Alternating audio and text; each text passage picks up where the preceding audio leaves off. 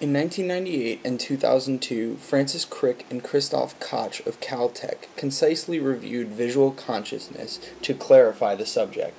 The authors chose a visual approach over others because of its ease of study and ability to work on live, non-human primates who share many similarities in the visual pathway.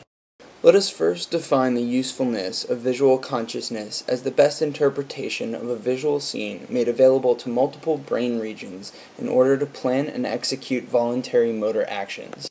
This single conscious representation allows for rapid response without hesitation. So now that we have a general idea of visual consciousness, let's look at how the brain represents this information. Crick and Koch propose that in order to consciously perceive an image, the brain must construct a multi-level interpretation of the visual scene, integrating different levels of the visual system. Small groups of neurons are thought to code for some aspect of the image. These groups are distributed throughout the visual system. How these rough representations become bound together to form a coherent percept is known as the binding problem. The authors propose that unconscious computations occur to determine the best representation of the percept. Accordingly, what we perceive is the winner of these computations. But, you may ask, where is the final image represented within the brain? Evidence suggests that the early visual cortex, except for primary visual cortex, and ventral stream are involved in conscious perception. The final image, however, is likely in many regions of the cortex. Conscious perception is not likely within the primary visual cortex, as evidenced by classical blind sight experiments where the V1 is highly damaged, yet the subject has some remnants of visual consciousness.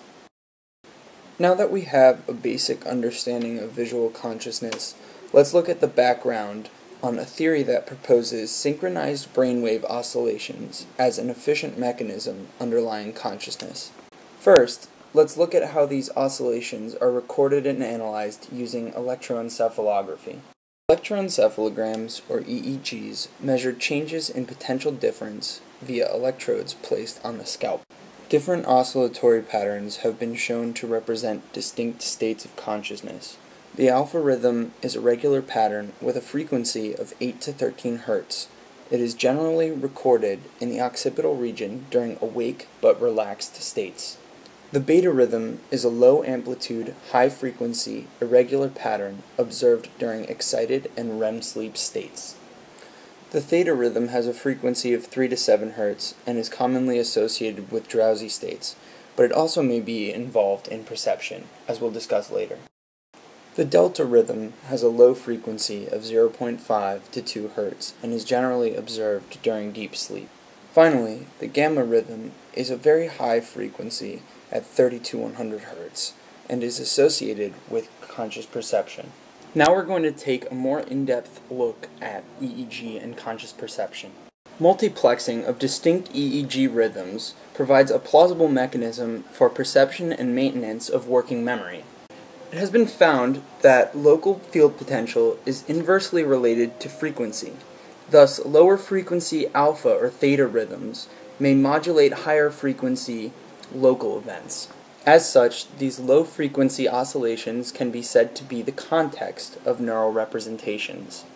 In contrast, high-frequency gamma oscillations can be likened to the content and reside in local brain regions. The modulation of high-frequency oscillations by low-frequency oscillations are thought to be responsible for the maintenance of working memory. Slow waves define memory span, while fast waves supply the content. Shown here is a clear schematic representation of multiplexed oscillations. We see that the slow wave period defines the region where the fast waves may be represented. To reiterate, gamma oscillations potentially encode object features, the so-called binding by gamma hypothesis.